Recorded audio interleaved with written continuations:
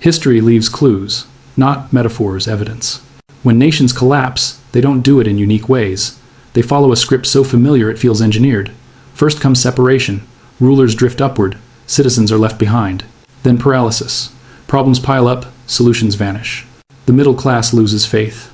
Institutions decay. Extremists organize. And finally, the system shatters under its own weight. France walked this road. Russia walked it. Cuba followed close behind. Each believed they were too powerful, too modern, too important to fail. They were wrong. What makes this pattern terrifying is that it's visible long before the collapse. It shows up in widening inequality, in governments captured by money, in elections that feel hollow, in courts and media no longer trusted to tell the truth. These aren't symptoms of a distant crisis, they are the early stages of one already unfolding. This is not about predicting the future. It's about recognizing the present.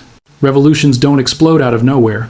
They ignite when people stop believing the system can be fixed, when disappointment hardens into certainty, when patience runs out.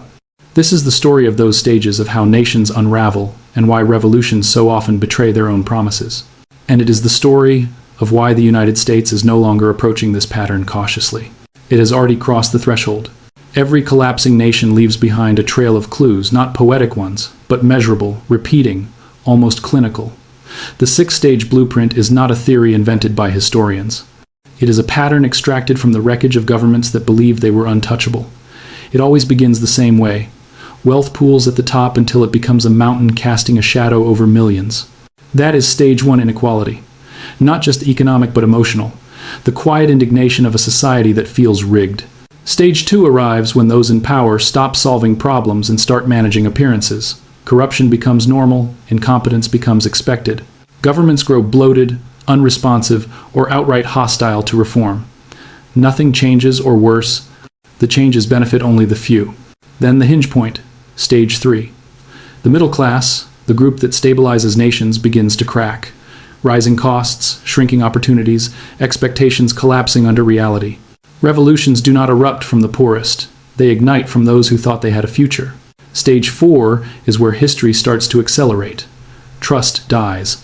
Courts become political battlegrounds. Elections become disputed rituals. Media becomes noise. Institutions, the pillars that hold a nation upright, decay from symbols of order into symbols of betrayal. Stage five is when revolutionary movements stop being fringe and start becoming mass identities. Rage organizes. Desperation finds leaders. Moderates lose the ability to calm anything. And stage six is the breaking point. The old order collapses, sometimes violently, sometimes overnight, but always permanently. And when you apply the blueprint to America, the result is terrifying. Revolutions are not born from hunger alone. If they were, history would be overflowing with them. Poverty has existed in every century, in every empire, in every corner of the world. Yet, only a handful of societies ever crossed the threshold into full collapse. That's because revolutions are not triggered by how little people have, but by how much they expected to have. A rope doesn't snap from constant pressure. It snaps from the final, sudden pull that exposes how weak it had become all along.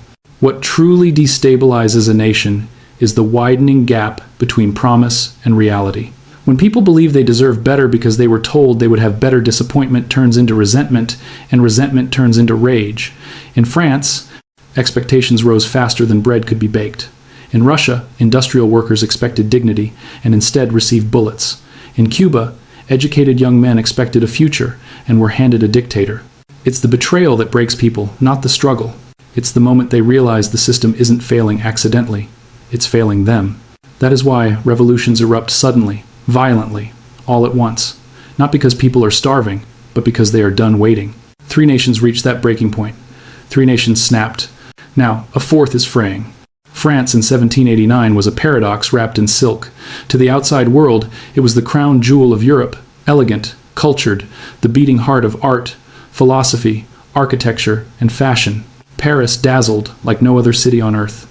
The French monarchy appeared timeless, its palaces glowing with gold, its nobility wrapped in luxury, its influence unquestioned. If you had asked anyone then which nation was most secure, most advanced, most admired, they would have said France, without a moment's hesitation. But beneath the chandeliers and marble corridors, the country was rotting, quietly, invisibly, and fatally. The inequality was not just large, it was obscene. A tiny elite floated above the nation like an untouched island. The clergy and nobility owned enormous wealth, paid little to nothing in taxes, and lived lives so detached from the public that their world may as well have been a different planet. While peasants spent 80% of their entire income just trying to buy bread, aristocrats dined in halls lit by 1,000 candles, unaware that hunger had already become a political fuse. Then came the incompetence, not dramatic, not violent, just steady, stubborn failure. King Louis XVI was not cruel, he was paralyzed. Every problem France faced, debt, famine, unrest, was met with hesitation, excuses, and half-measures. The government borrowed endlessly, cut nothing, solved nothing. Reform was discussed, debated, delayed, and then buried.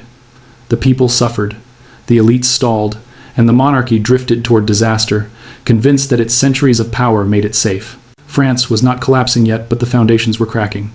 Cracks no one at Versailles could see. Cracks everyone in the streets could feel. The cracks were invisible until the country exploded. It wasn't the starving peasants who struck the match. It was the people who were supposed to steady the nation, the educated, the ambitious, the men who believed in laws, institutions, and order.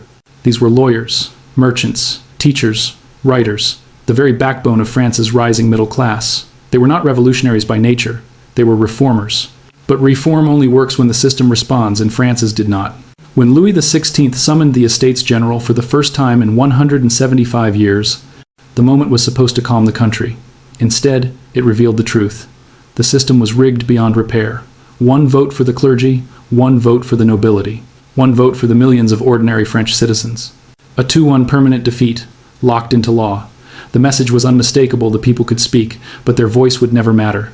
And so something ancient snapped. In a hot, cramped, indoor tennis court, ordinary men made an extraordinary choice. They declared themselves the true representatives of the nation.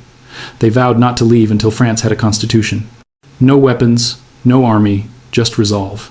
That moment, the tennis court oath was the psychological breaking point, a signal that the middle class had crossed a line they could never uncross. Because when the educated stopped believing in negotiation, when the moderates stopped believing in patience, when the middle class stops believing in the system, the nation tips. Once the middle class turned its back on the monarchy, France didn't slide toward chaos, it sprinted. The collapse of trust hit every institution at once. The king's authority evaporated. The church lost its moral weight. The courts became irrelevant. Even the idea of France as a unified nation began to splinter. When belief dies, power dies with it. And nothing kills a government faster than the moment its people stop pretending to obey. Into that vacuum stepped the loudest voices, the angriest factions, the men who offered not balance, but certainty. The moderates tried to steer the ship, but revolutions don't reward moderation, they punish it. What rises instead are the uncompromising, the absolutists, the ones who promise purity in a world that feels contaminated. Enter Robespierre. He began as a quiet idealist, a man of principles and elegant speeches. But as France's institutions crumbled, he transformed into something else entirely, a revolutionary who believed that justice required blood.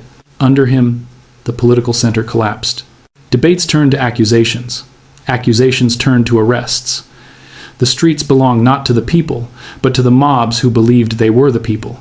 Violence wasn't a symptom anymore, it was a language, and everyone understood it. Once trust breaks, there is no center left to hold. The promise of the revolution, liberty, equality, fraternity lasted only as long as it took for the blade of the guillotine to be raised. What began as a movement for justice mutated into a machine built for fear. Paris turned into a stage where death was the daily performance, the sound of the guillotine, a rhythm the city could not escape. The very tools that were meant to defend the revolution became instruments to devour it.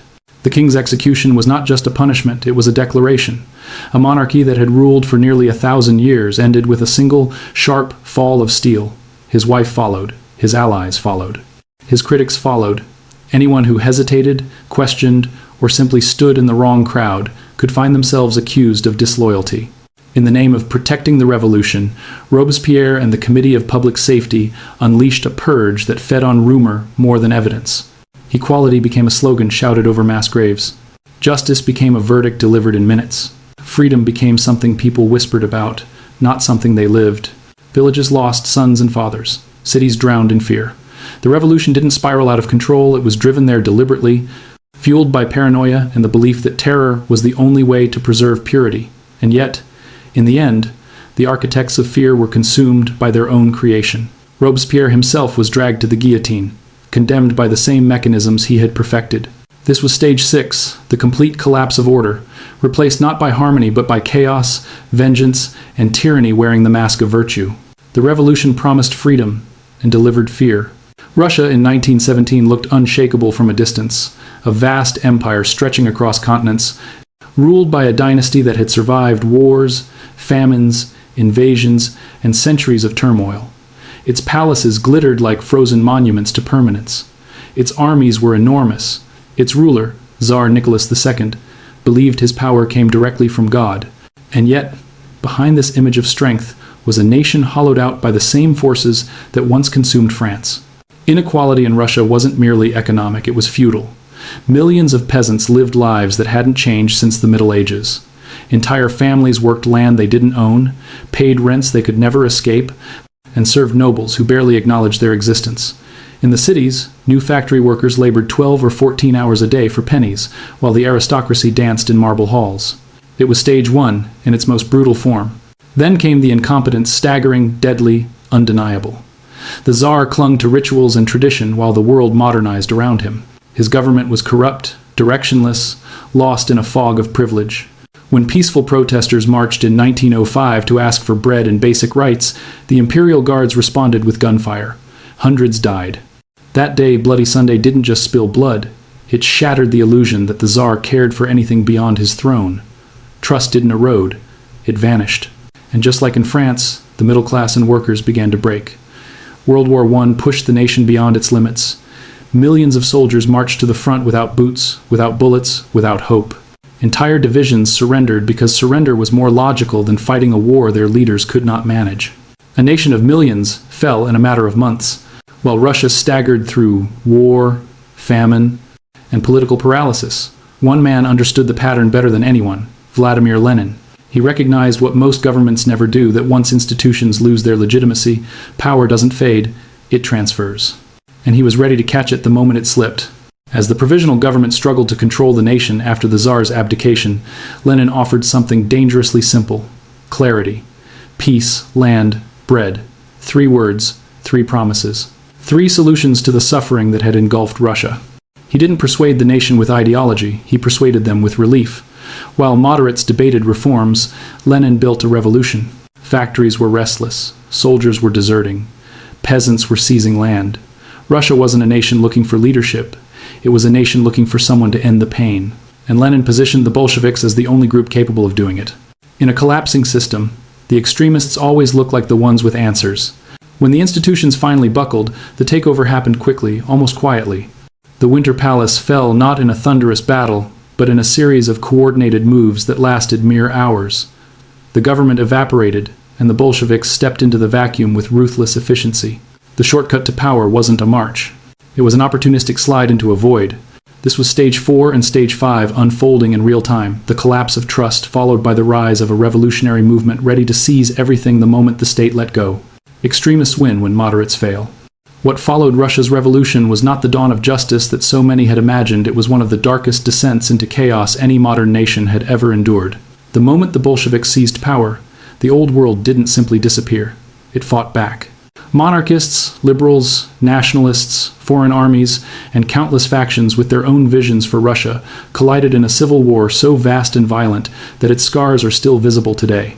Villages were burned, cities starved, trains carrying food were hijacked, entire regions shifted hands multiple times in a single year. The Red Army and the White Forces weren't just battling for control, they were battling for the right to define the future itself. And caught between them were millions of civilians who had no weapons, no protection, no escape. Famine swept across the land. Disease followed. Death became a constant presence, a shadow that darkened every home. In the chaos, the Bolsheviks hardened. They built the Cheka, a secret police force that made loyalty a matter of life and suspicion a death sentence. Executions happened in basements, forests, alleys. Trials lasted minutes, if they happened at all. Fear became the new currency of order. And then, in one of the most chilling moments of stage 6, the last symbol of the old Russia was extinguished.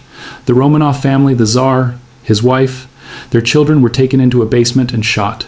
Not because they posed a threat, but because revolutions erase the past to secure the future.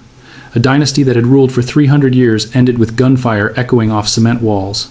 When the Civil War was finally over, Russia was not reborn into freedom. It was reshaped into something even harsher, a one-party state built on obedience, surveillance, and fear.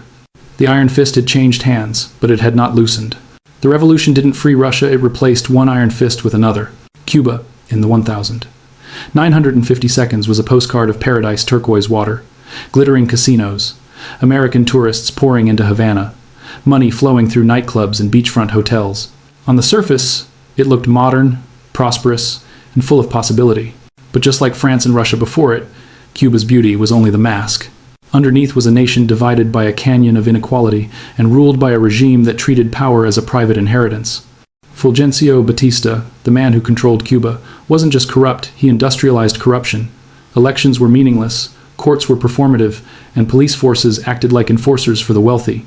Foreign corporations bought influence by the suitcase. The elite dined in luxury while rural families lived without electricity, without schools, without hope.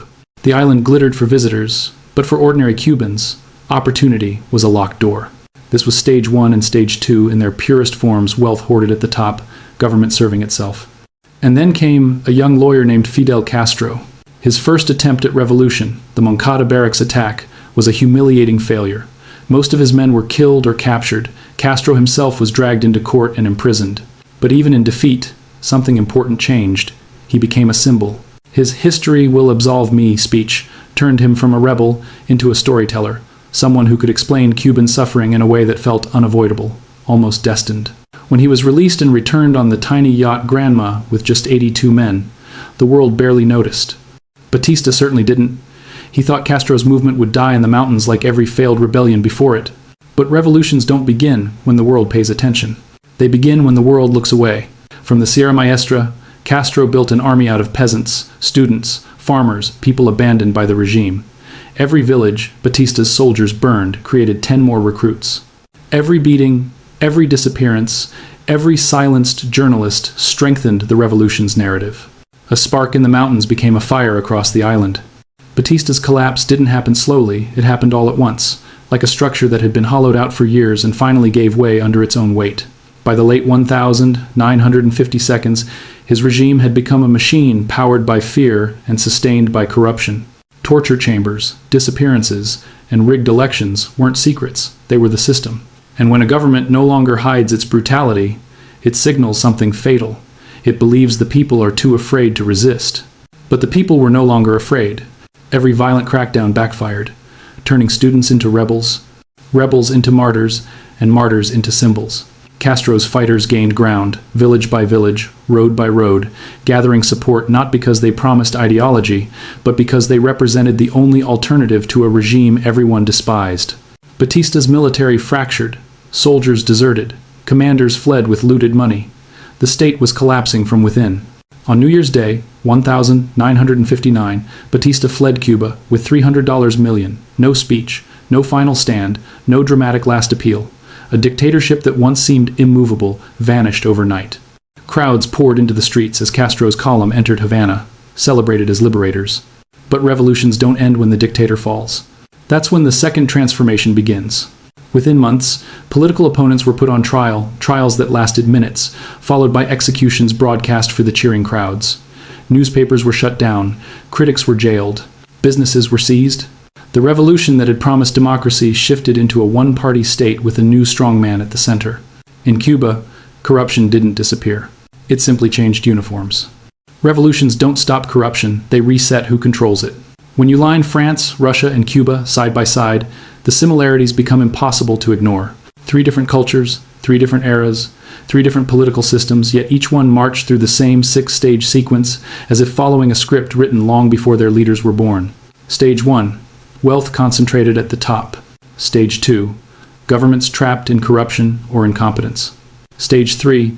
The middle class, the stabilizing force crushed until frustration turned into fury. Stage 4.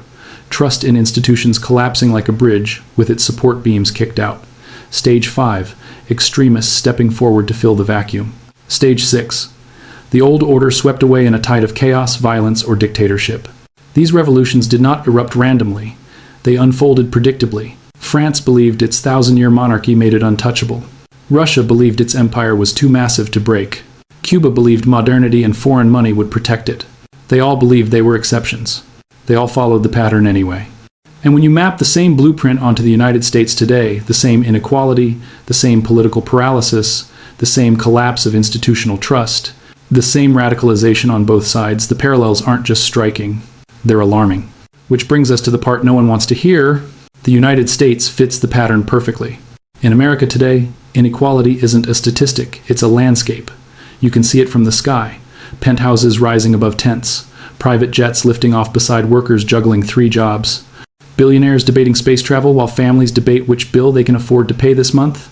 Wealth hasn't just concentrated, it has solidified, towering like a mountain surrounded by plains. And below that mountain, the ground is shifting. For decades, the American middle class was the stabilizing force of the nation, the proof that hard work could build a life. But now that foundation is thinning. Costs rise faster than wages. Homes drift out of reach. Healthcare bankrupts families before illness even does. Education promises a future but delivers a lifetime of debt. Every year, another piece of the American dream becomes something people talk about in past tense. This is stage 1 in motion, the quiet, widening gulf that makes societies combustible. And it leads directly into the emotional core of stage 3, expectation betrayal. Americans were raised to believe that stability was normal, growth was guaranteed, and opportunity was a birthright. When those expectations collapse, disappointment turns into something sharper. The middle class doesn't vanish overnight.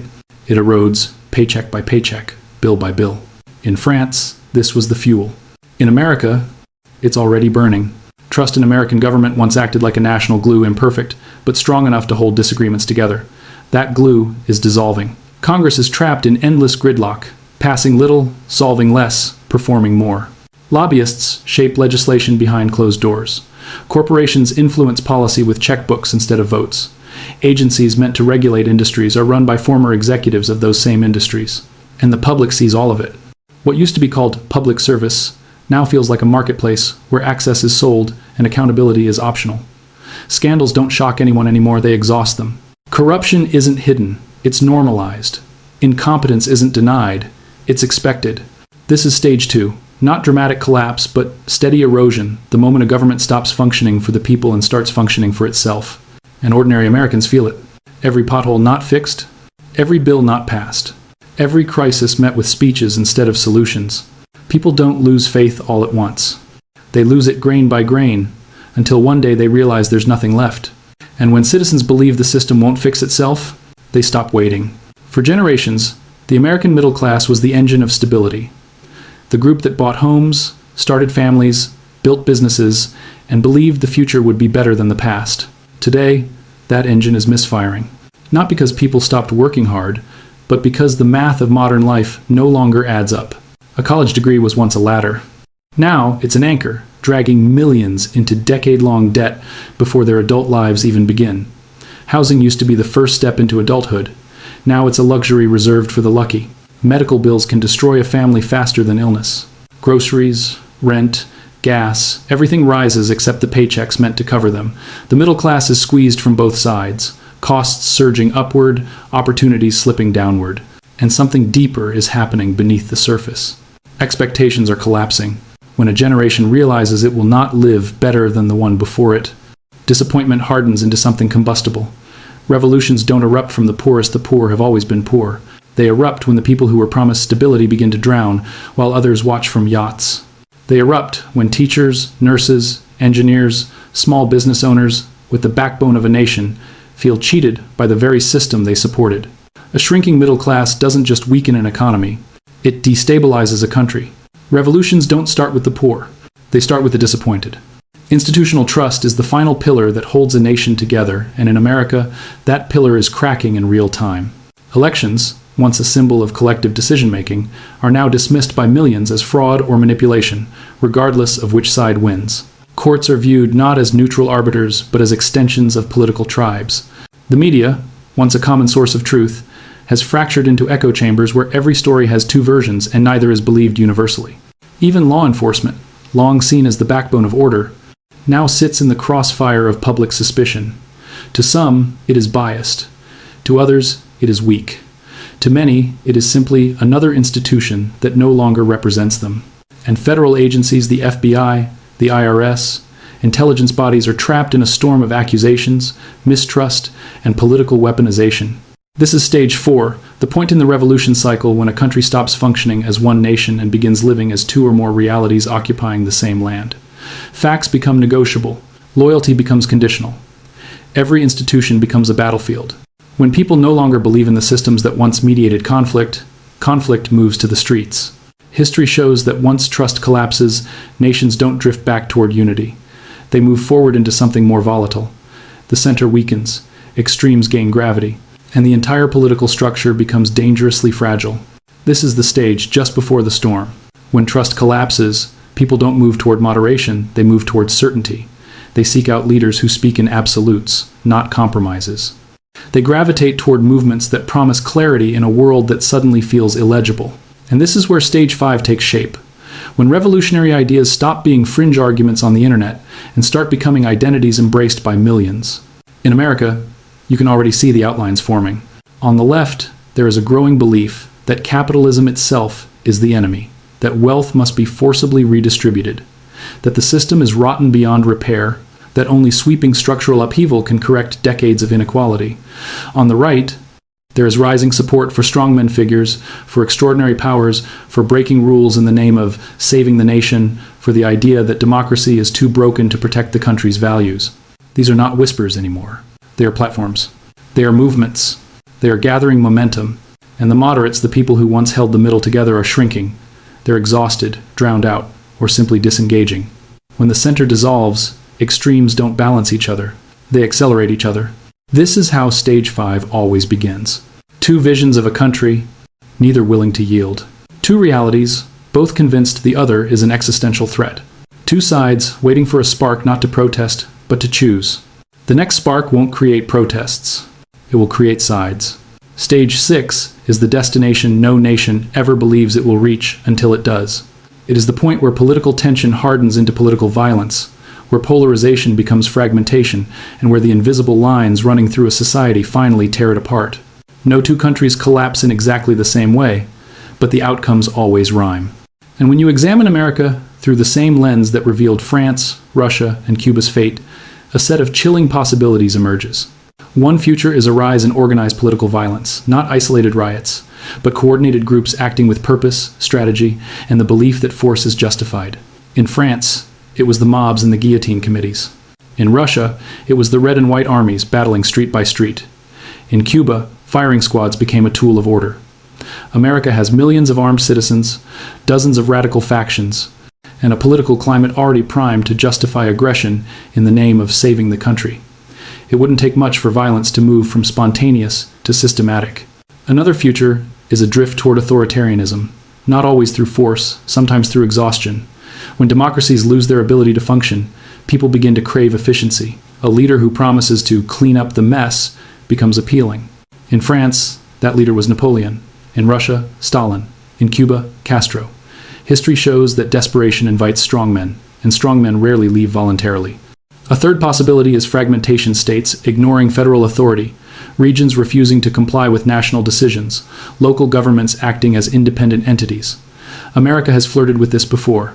But in a stage 6 environment, what begins as political defiance can evolve into actual separation. Once a nation fractures psychologically, physical separation is only a matter of pressure and time. And there is the darkest possibility, a prolonged period of instability where none of these outcomes fully resolve. Supply chains breaking, markets collapsing, food shortages, foreign powers exploiting the chaos. A drawn-out struggle in which millions suffer not because one side wins, but because no side can. Every empire believes it is the exception. None ever were. History does not repeat in perfect loops, but it does echo with a force that becomes impossible to ignore. And when you listen carefully, the message is always the same. Patterns don't predict the future, they warn it. France ignored the warning signs and woke up in the terror. Russia ignored them and plunged into civil war. Cuba ignored them and traded one dictatorship for another. The United States stands at that same fork in the road, staring at the same sequence unfolding step by step. But patterns are not destiny. They are signals flashing, urgent, and unforgiving to those who pretend not to see them. America still has a choice. A narrow one, perhaps, but real. Collapse is not guaranteed. Reform is not impossible. But either path demands something the nation has not shown in years: the willingness to confront the truth instead of the stories it tells itself. Inequality must be addressed before anger becomes fuel. Corruption must be rooted out before distrust becomes irreversible. The middle class must be rebuilt before disappointment metastasizes into rebellion, and institutions must regain legitimacy before they crumble completely. Because history does not punish nations for being imperfect. It punishes them for refusing to change. This moment right now is the hinge. The pivotal second between recognition and regret, between course correction and collapse, between learning from the past and repeating it. Learn the pattern. Understand the moment. Prepare for what history always brings. Subscribe because Stage 5 doesn't start suddenly. It starts silently.